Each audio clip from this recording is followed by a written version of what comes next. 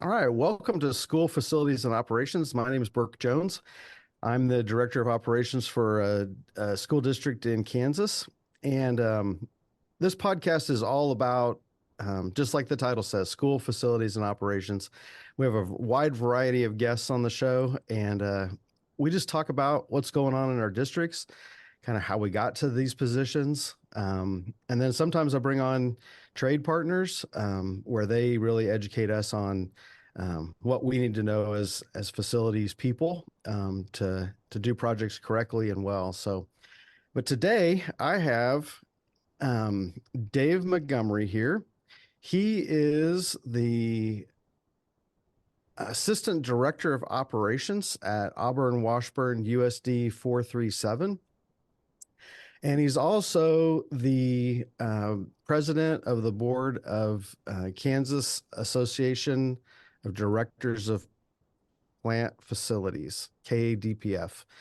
It's our local state organization, and really some great things going on there. So we're going to talk about kind of Dave's career, what's going on with him at his district, and then some about KADPF. So welcome, Dave. Well, thank you for having me. Well, I'm excited. Looking forward to getting to know you better. I'm a new board member as well, so haven't been around you very much. So I'm looking forward to this time together today. So I guess tell me a little bit about, I don't think any of us when we were kids were like, I want to be a school facilities guy when I grow up. So, we all have different paths that we got here, and I think it's really fascinating the different backgrounds people have. So kind of bring us up to speed on what your careers looked like and how you ended up at Auburn-Washburn. Absolutely, absolutely. So, I mean, honestly, my career just kind of drifted that way. To be quite honest with you, when I got out of high school, I had a child pretty young. I right out of high school, I had a child, so I was in the workforce right away, trying to get money to support my family. Right. Still worked, higher education in between, having a kid and getting things done. I had to get a real job, so I started working in warehouses. I've always been mechanically inclined, so I ended up, working into their maintenance department um, as basically just a grunt. Honestly, I mean, I was the guy that would turn all the wrenches underneath the machines that nobody wanted to because you're on the ground the whole day. And from there, I kind of realized that's the avenue I wanted to be. I wanted to be in the maintenance, just taking care of things, making sure everything's going. And I also saw the potential growth and income opportunity in those areas as well. Right. So it definitely sent me down that path, and so I went to school for that in the trade school at here at Washburn Tech here in Topeka, Kansas. Industrial technology is the course path I went originally, and then I went and got an associate's in building technology through Washburn University, and then I went back to get some more HVAC knowledge. Unfortunately, due to some timing of career moves, I wasn't able to fully finish that class, so I had to move. I had to move.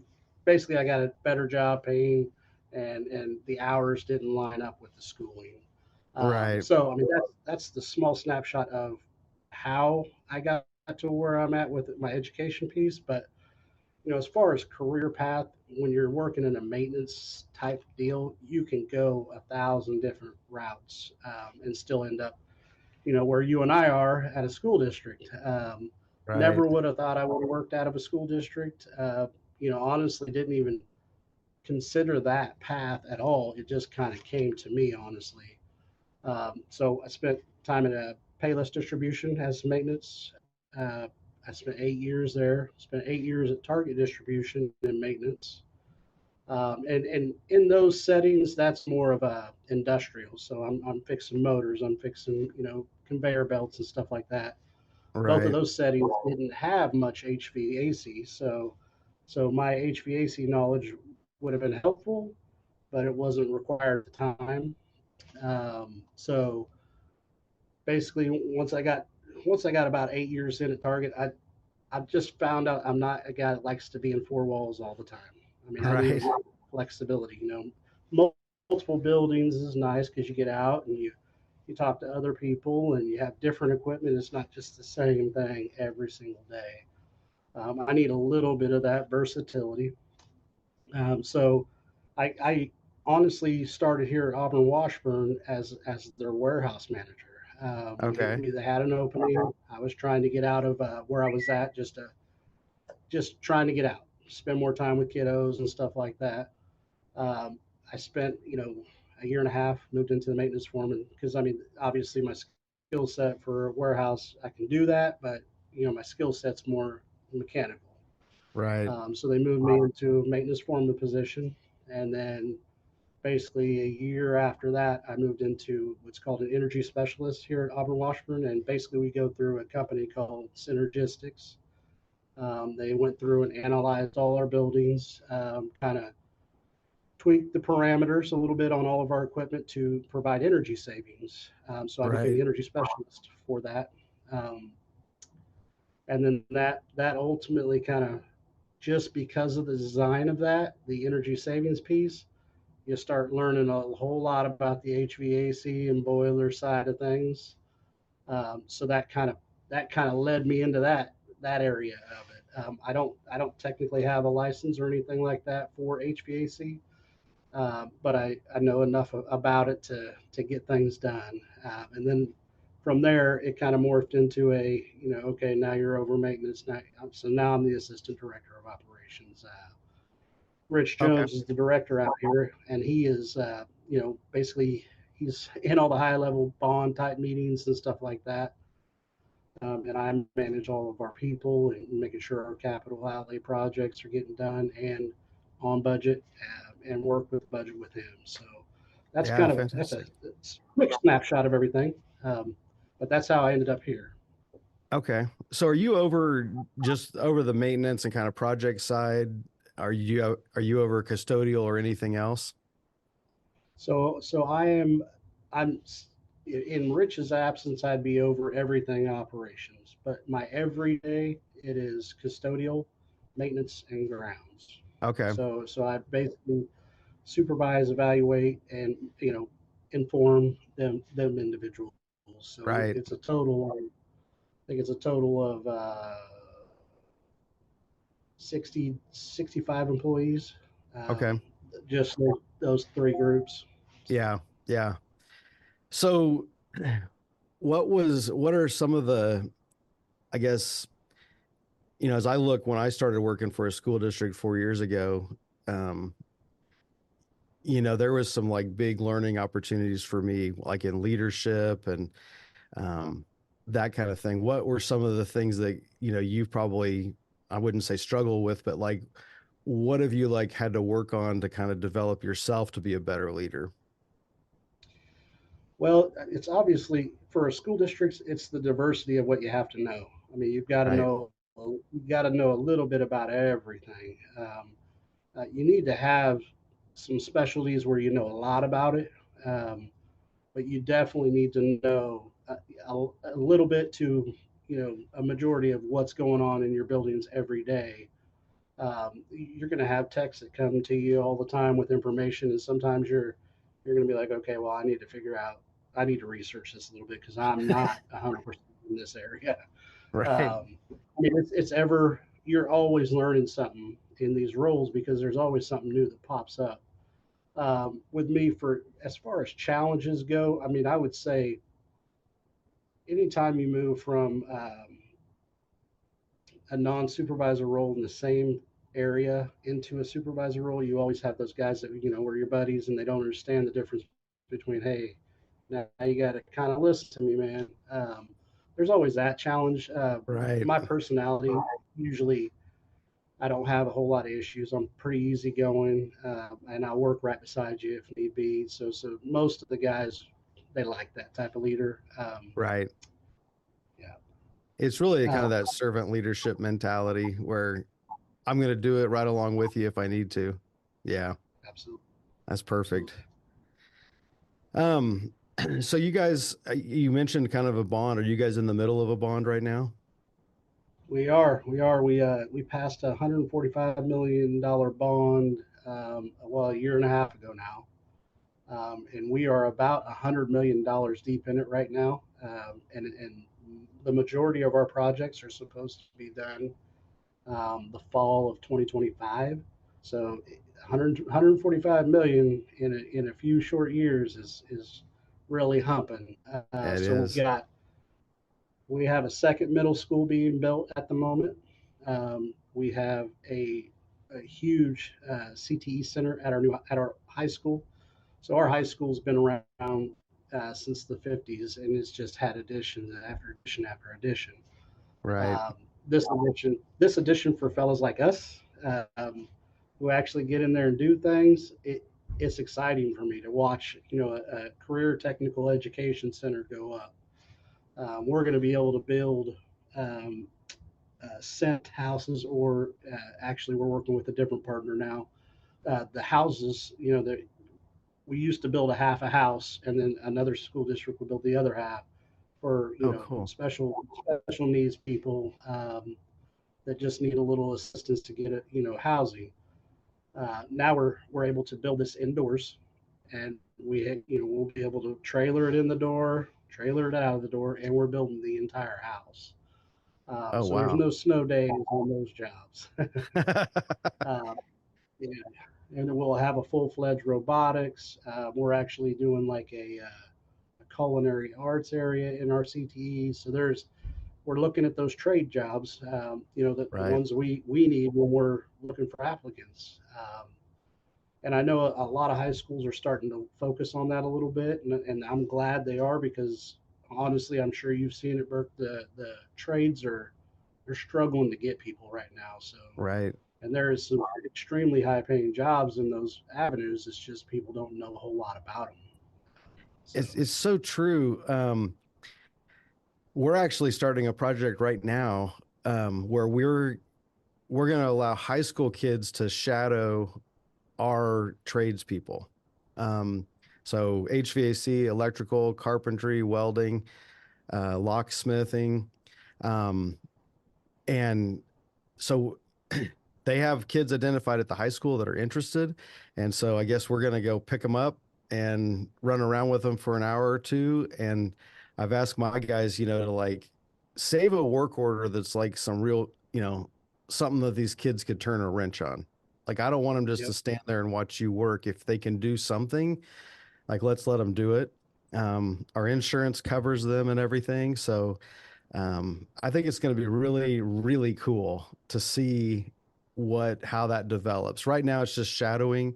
It might turn into more of like an internship kind of thing at some point, but um, we have such a great opportunity in our schools to grow some of these people ourselves.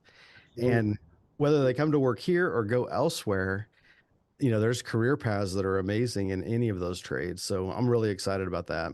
So, Yep. so that Yeah, CTE, that sounds like a fantastic facility you guys are building. yeah, I'm super excited. I mean, they've got it all shelled in right now, so we got a nice, box. We've got all the beams up and everything, and I'm starting to visualize the whole thing. Other than just the plans I've been looking at for months and months and months. Right. It is very exciting, especially like I said, for somebody like me that's my thing. Yeah. Getting my hands on something and messing with it. It's definitely exciting to see that the education sector is going. You know what? We need to focus some efforts here and get these kids some of this hands-on stuff. Right. I mean, we're going to have some very, very nice facilities over here. I'm super excited with that. So, That's awesome. and, So, and we did do the shadowing, Bert. We did do the shadowing, and that's an uh-huh. awesome thing. We definitely we partner with the high school, and they like you said, they have some people kind of earmarked every once in a while. It's not a constant thing. They haven't figured out a way to kind of integrate it with a curriculum. Right. But we definitely have some one-offs where it's like, okay, hey, we're gonna have this guy. We want to get him in shadow. They go with our HVAC guys, our plumbers. Some of them even go with our preventive maintenance guys, but our preventive maintenance guys, they do it all. I mean, they do Yeah. roof drain. They pretty much do it all. So that's a good place for a young person to start. Right. And you can always find something that they can do in that area, the preventive maintenance area. So, Right. but Yeah. it's a good program. I'm glad you guys got it. Yeah, I'm real excited about it. Um, we'll see how it goes. And actually, my guys are real excited about it. I mean, they love what they do, so they want to show other people how exciting it is. So it's going to be cool. Um, Cool. so when you guys are adding space, I mean, you're adding quite a, new middle school, new CTE building. Did you guys look to say, okay, we might need more maintenance guys on the other side of that, or are you going to kind of see how it goes? No, me and Rich, my boss, the director here, we kind of sat down and did some analytics to see, square footage, types of spaces, types of surfaces, how much, outside ground are we adding that needs to be maintained. Right. We kind of factored all those things in, and we just, went with industry standards, and you can find industry standards from pretty much any chemical supplier. They'll give you your custodial numbers. Hey, this is where you need to be per square footage, or there's plenty of avenues to go to get those. This is kind of where you need to be, and Right. then it's kind of a personal built, personal district thing. I mean, you kind of, do we really need this many or do we need this many? And so, yeah, we've actually sat down and based on all the numbers we compiled, we've already sent a list to our board of how many additional positions that might require. Yeah.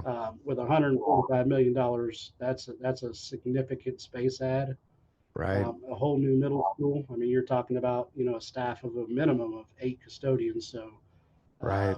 and then you add a maintenance personnel. It definitely is something you have to consider ahead of time because it's not just opening up a building; it's figuring out, do we have the budget to pay that many more new people? Yeah. I mean, because essentially what we're doing is, we have the largest middle school in the state of Kansas. And why we built the building is because, having 1,000 middle schoolers in one building, it's a nightmare That for is a education. nightmare.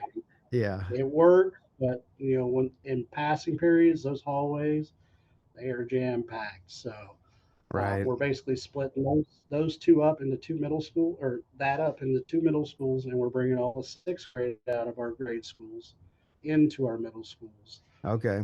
So it's not like adding students or we have a big influx of students coming in, so that the budget's still going to be the same, but Right. we're running a whole other facility. So Yeah. uh, we had that to work through as well, and that's just part of our administration team kind of getting together, going, okay, who needs what, how much is this, that type of thing. It takes a Right. lot of work on the end. Well, it does, especially the way school finance works. I mean, because you're doubling your teachers at the middle school level, and I mean, lots of things. So a lot of new salaries coming into your budget. Well, Absolutely. so we've just wrapped up about $120 million worth of bond work. And I think one of the things that surprised me, because I used to be an architect before this. So in my world as an architect, when the building's done, everything's wonderful. It's just, it works right. It's everything's perfect. The thing that surprised me being on the owner side is, especially with HVAC systems, just how much they still need to be, I don't know, massaged or tweaked or, all of that. I've since found out about commissioning, and some of those services that you can actually retain to make sure that the system's functioning as designed. But I mean, we had some stuff that, I mean, everything turned on, but like it didn't function properly. And Absolutely. what I found is no one really makes sure it functions properly. So are you guys doing any commissioning or? Yep. Okay.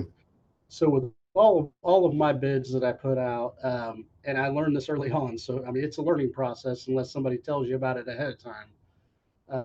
Uh, because we've added some systems on our own, and it's like, okay, this isn't working right. What's going on? We've had to bring people in to figure out what's wrong. Yeah, Right. you would think you'd be able to pull a rooftop off of a curb, put a new rooftop down, and wire it up, and it should run right. Well, Unfortunately, that's not always the case.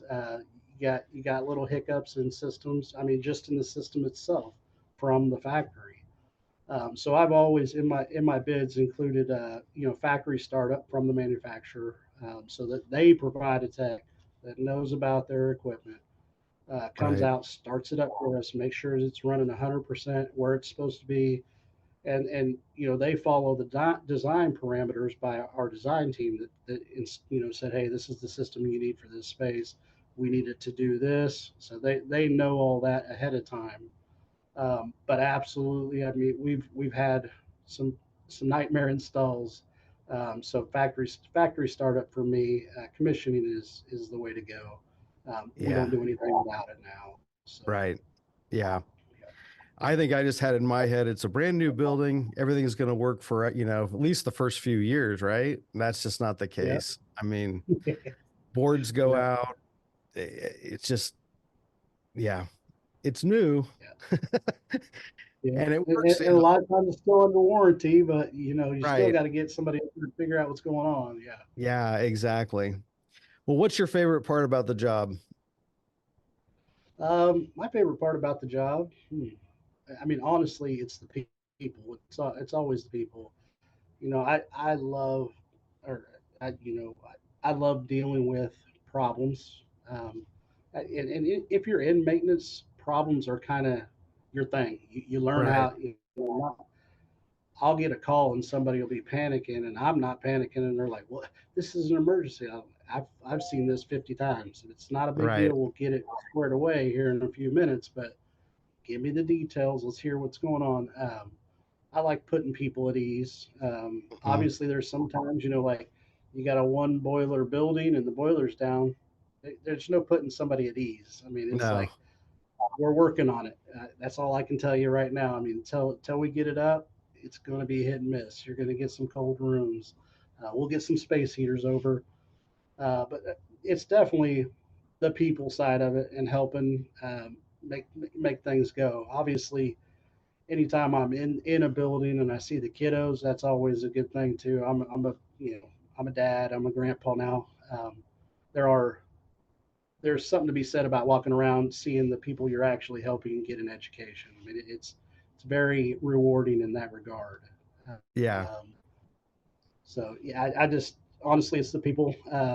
But the job part of it, that's me too. I mean, physically working on things. Now I'm in an office and in meetings. I would say 98% of the time. I wouldn't Right. say that's necessarily my gig, but it's part of the progression of my career. So Right. Yeah. Well, that's fantastic. Well, let's talk a little bit about KADPF. I mean, you've been clearly really active in there for quite a while. So, um, I guess tell us a little bit about KADPF and like what's been like why you've enjoyed being part of it and kind of what it means to you. absolutely. I mean, I get excited about KDPF. I've been a member since 2017. Kind of worked my way through the board process there. Started out as just a member elect.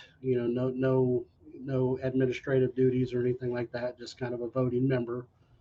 Um, you know, an organization that's designed to help people grow in our field and also provide a network of people that help support each other. As soon as I started reading about that, I was like, I like this. I want to get involved in this. Obviously, Chris Crockett worked in my district as well. He's the past president. Right. Him and I had some conversations because he was in there already. I think he was in there the year, maybe 2 years before I got in. And I just said, hey, how do I get involved other than just going to the conferences and things like that? And Right. he basically said, well, do this. So he's the one that got me kind of started on the board process in my second year. But the ultimate thing about KDPF is just the networking capabilities with other professionals in our field. We're dealing with the same issues almost. I mean, it's almost across the board. I Right. call Burke and say, Burke, I'm having this issue. Burke's like, oh yeah, I had that last week. Dude, check this out. I looked at this, I called this person. There's just, gobs of information that are available to each other. And it's invaluable. I mean, there's a lot of things I've learned over time in this position in the last 7 years that I've picked up from somebody who's been doing this for 20 years. Oh, Right. hey, I know this guy that knows this guy that knows that guy. How many times have you had that kind of situation? I know this guy that knows this guy. We can get this figured out. Just that network of people is huge. And being a part of the board side of it, I get excited because you get to be a part of facilitating, the conference and making sure scholarships go well, making decisions for the organization that you think will help its longevity and growth.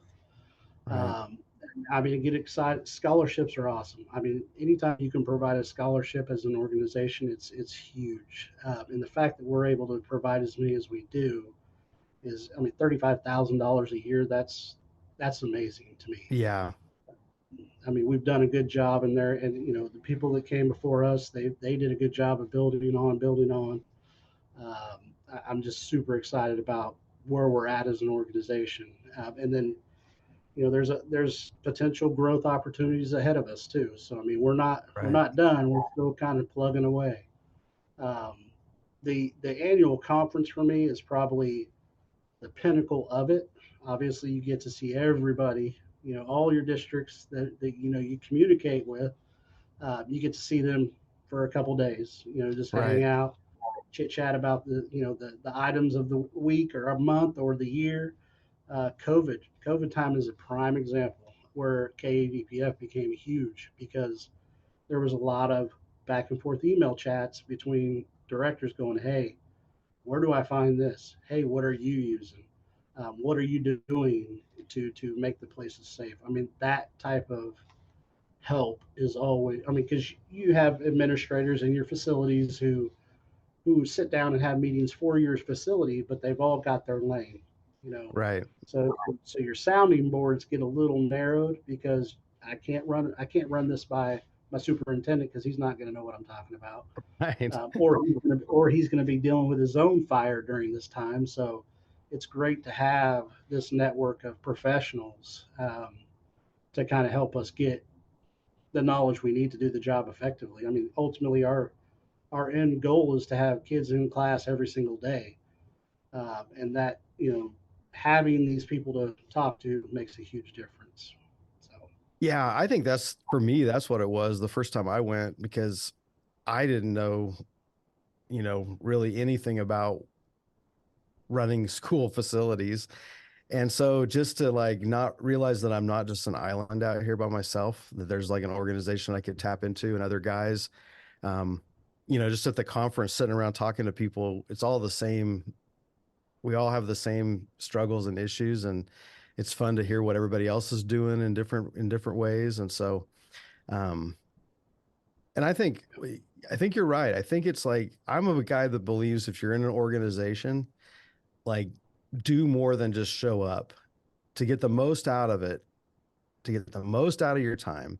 You got to be in some type of leadership position in that organization. And just gives you a lot more context. You get to know people better. Um, so do you think has it impacted your career path in any way?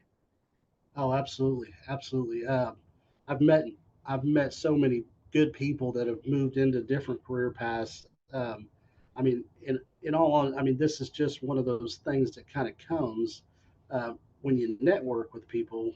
Is other career opportunities. Right. You're going to have somebody say, "Hey, talk to you at this conference, and I know you have this ability, and you've talked about this. What do you think about coming over here and work?" Yeah, I mean, those things happen all the time just because of the network and its ability to communicate. Um, but I mean, as far as impacting my career, the knowledge I've gained over the years, just sitting through, breakout sessions and, sitting in the fire marshal, listening to him talk, just those things that unless you make a concerted effort to reach out to that individual, um, having them right there at the conference where I don't have to reach out and I get all the information I need to be up to speed on what's going on, that's huge because Burke, I'm sure you know, and anybody else that might watch this podcast that's in this field, time is very limited on when we're able to do extra stuff. So Yeah. uh, you wear a lot of hats when you're in our positions, and there's not a lot of extra time to be like, you know what, I'm going to call this person and just chat about the codes or something like that. You just don't have that ability. So Right. Right. Well, and then after you see them there, then you have their contact information. There's more of a connection for when you need to make that phone call. Um, absolutely, so, absolutely. well, I I guess what excites you the most about where KADPF sits today and kind of where it's going?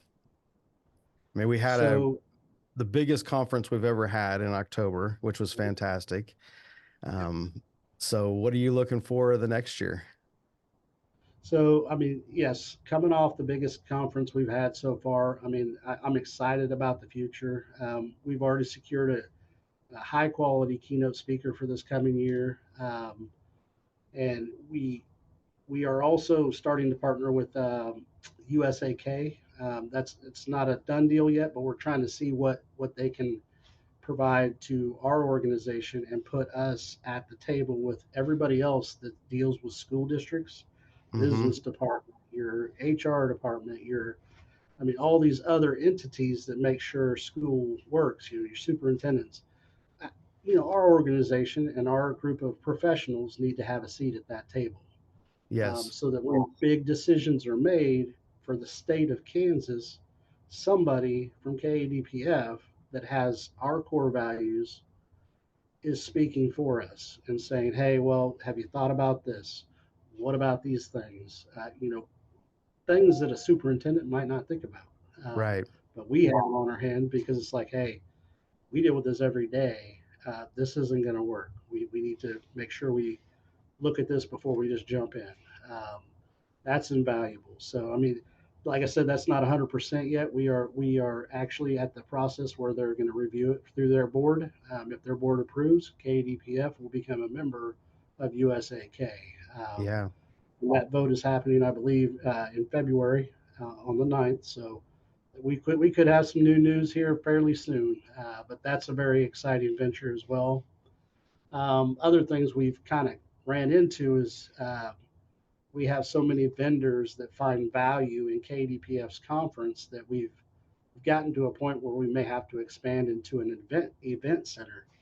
When I started in 2017, we were barely filling well, we were filling it, but we still had a little bit of space we can maneuver with, Right. our main conference area. Now, this last year with the big growth, we had to open up the whole secondary conference area and filled it up as well. We have more members coming in because we're touching more people. We're getting a hold of people. Western Kansas, sometimes it's hard to get a hold of some of those people because it's the superintendent, the business Right. director, and the operations guy. That's one person. It's hard for them to break away from education to come help us at our conference. So um, just the fact that we're just continuing to grow, and we're looking at seats on the table at the state level, that's huge. It's something we haven't had, but when we reached out to USAK, and I give Chris Crockett a lot of props, the past president, he was the person that initiated that conversation. He, you know, they saw the same thing we did. Why aren't we doing this? Right. Um, we should have you guys sitting at the table. They saw the value of our membership and what it can provide to each one of those superintendents, business directors. So it's added value for us and added value for them. Provides a much bigger communication network and Mm-hmm. communication in our field. It's got to be timely, and it's also got to be, we got to have people out there to contact. So Right. Right. super excited about that growth part too. So Yeah. That is super exciting. Well, I really appreciate the conversation today. So I wrap these up. I have three kind of rapid fire questions. So just kind of okay. whatever comes off the top of your head. So first one is, Um, when do you get your best work done? Like what time of day? Are you a morning guy, nighttime I guy? am a morning guy. I am a Your morning morning. guy. So if I'm falling behind on a little bit of a project, I'll come in at 5 o'clock in the morning and start banging it out.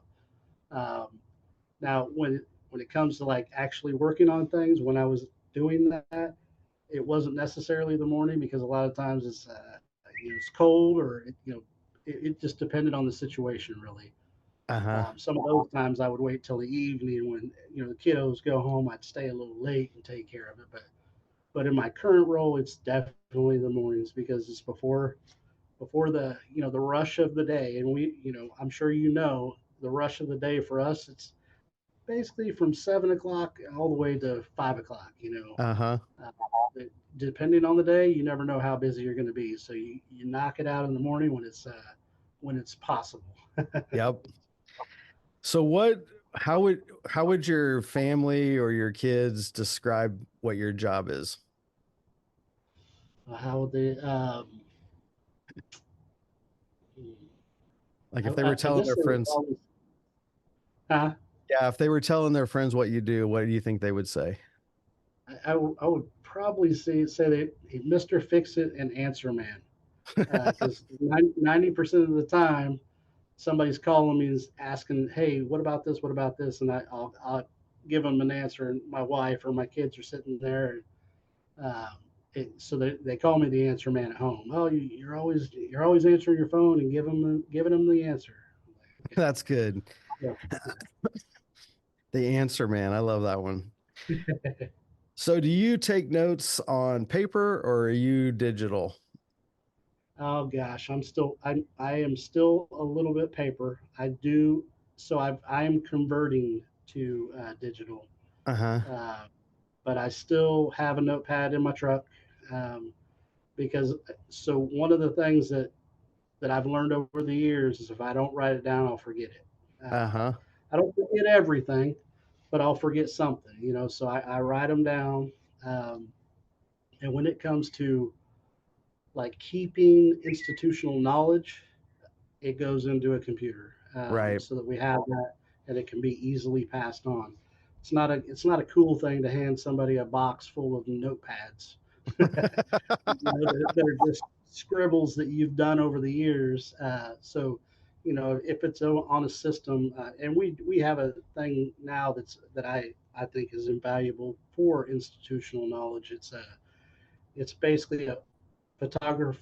They come in, they take pictures. It's through Multivista, but they come in and take pictures of everything, and I can add notes in the system on things. So like if I have a boiler that's giving me problems and I figured out the fix, I can put in there, hey, 2019 we had to do this because it kept doing this, Oh yeah. so that next person that might be in my position is should I move on or should something happen to me, he has a little bit of his. I mean, he's not going to be the one that touched it, but he's going to have something from the guy that did. Yeah. Yeah, that's a big piece too. I like that, but I mean, to answer your question, I cannot say I'm digital yet. I'm Yeah. getting much closer. I do have copies of everything on like any evaluation I do or any Right. kind of that type of stuff. I have copies of all that, but everything, all my little jotted notes are still there. Yeah. I mean, I still use a post-it note. I have a stack of post-it notes on my desk that I have to clean off every once in a while because there's so many, but just for a quick note, I'll just take it on a post-it note. But I'm trying to be I think almost all digital. that's the nature of our beast. Honestly, I mean, you get a phone call, it's like, okay, I I got a person standing here in my office, but I took this phone call. So okay, yeah, room 55 at this building is cold. All right, I got that there, so I don't forget about it. I Exactly. I have the U line posted notes right here. Big old. There, I yeah, use them all as well. that pad will be gone like next week. Yeah, yeah, Yeah. exactly. Well, Dave, thank you so much for coming on today. This has been a lot of fun. I think we've Absolutely provided has a been. lot of value for everybody. Listen, guys, if you like the show, I love it when I get good comments and good ratings. So jump onto iTunes and leave me a rating and a review. I really appreciate it. And for all those guys in Kansas, look into the KADPF. We know we'll have a conference in October every year, and then other educational opportunities throughout the year. So look into that, get joined up with us, and you will not regret it. So Dave, thanks again. Appreciate it. I appreciate it, Burke. Thank you. It was a good time.